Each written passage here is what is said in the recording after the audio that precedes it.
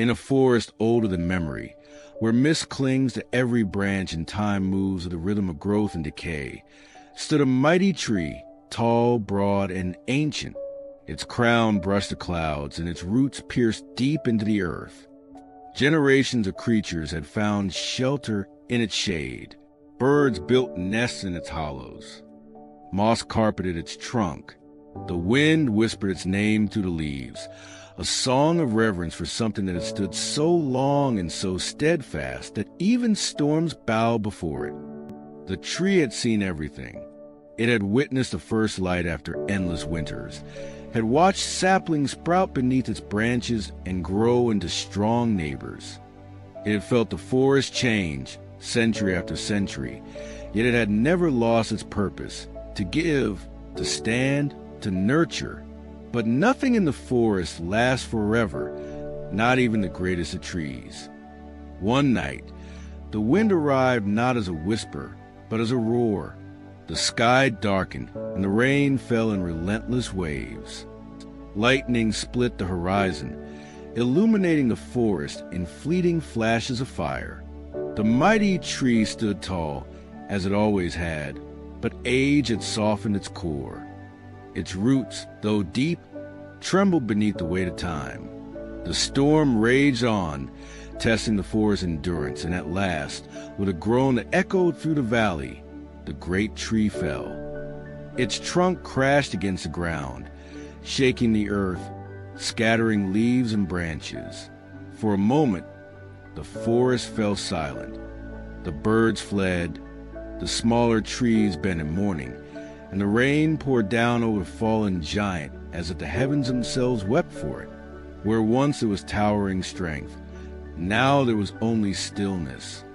The great tree, which had stood for centuries, now lay broken. Its crown, once reaching for the sky, now rested in the dirt. Its body, scarred and splintered, stretched across the forest floor. But the forest, wise as always, did not see death the way others might. It knew that even endings hold purpose. It knew that decay is not destruction, but transformation. As days passed and the rain softened into dew, life began to return to the fallen giant. Moss crept over its bark, painting it with green. Fungi sprouted from its sides, delicate and white, feeding on the wood and turning it into rich nourishment. Tiny insects made homes within its cracks, and small animals found shelter in its hollows. The tree that had once stood above the forest now became its foundation. It gave even in stillness. It nourished even in silence. Over time, its trunk softened, becoming one with the soil. Its roots decomposed, releasing the minerals and energy they had stored for centuries back into the ground. The nearby saplings, small and eager, drank deeply from that enriched earth. They grew faster, stronger, their leaves greener than any before them. The forest whispered of renewal, of legacy. What had fallen was not lost. It had become part of everything that continued. Seasons turned. The saplings grew taller, their branches reaching upward just as the great trees once had. They swayed in the same wind, listened to the same rain, basked in the same sunlight.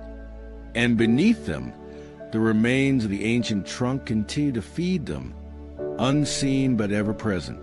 Every new leaf that fluttered in the air carried a trace of the old one. Every new root that dug deep into the soil touched the memory of what had come before. And so, the great tree lived on not in body but in essence.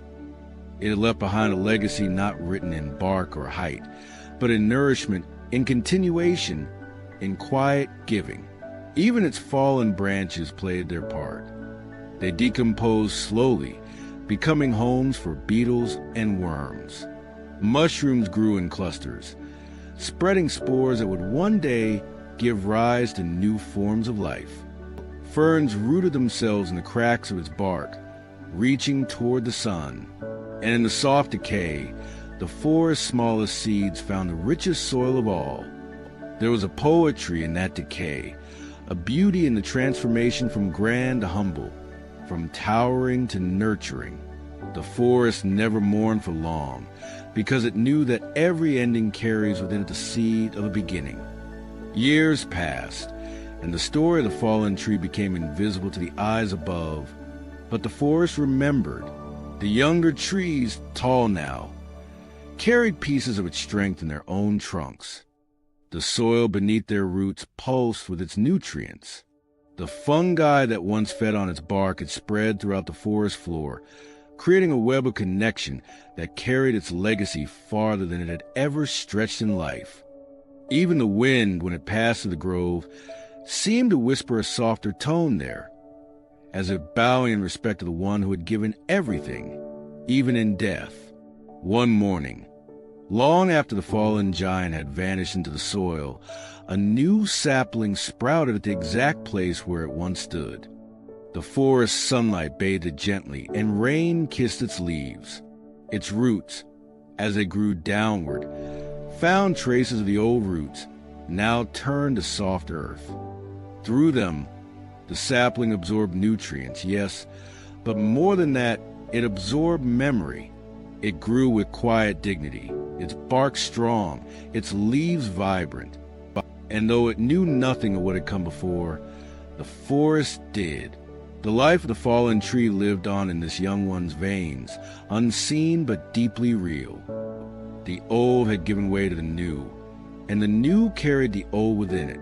That was the forest's eternal promise. Elsewhere in the forest, another fallen trunk served as a bridge across a small stream. Animals crossed it daily: deer, foxes, squirrels, even the smallest beetles. What was once a barrier was now a passage. The fallen tree did not rise again, but it still served. It still gave. It still mattered. And so, everywhere in that forest, legacy was alive. It did not speak. It did not boast. It simply existed as part of the cycle that never ends. The leaves that fell became the soil. The soil fed the roots. The roots gave rise to trunks. The trunks lifted leaves to the light. The light fed the forest. And the forest, in turn, gave back to the earth.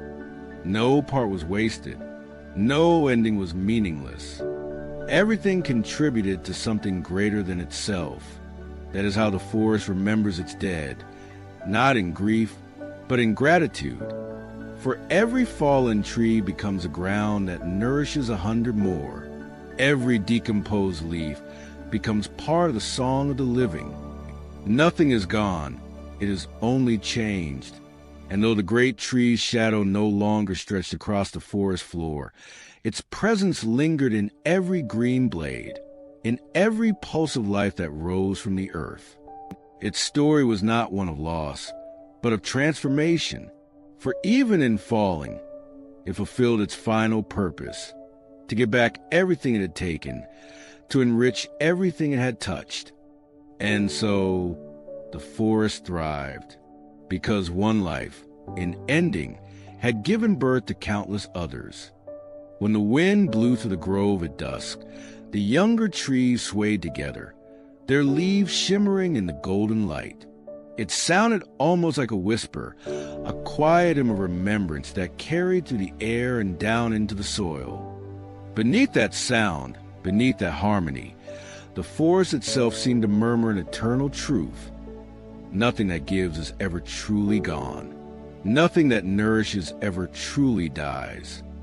The tree that once stood above now lived within. Its strength, its nutrients, its memory, all had become part of something greater. That is how legacies are born, not in monuments or noise, but in the quiet giving that continues long after the giver is gone. And in that forest, where the fallen become the foundation and the old become the nourishment for the new, the lesson is eternal. To live is to give, and to give is to live forever.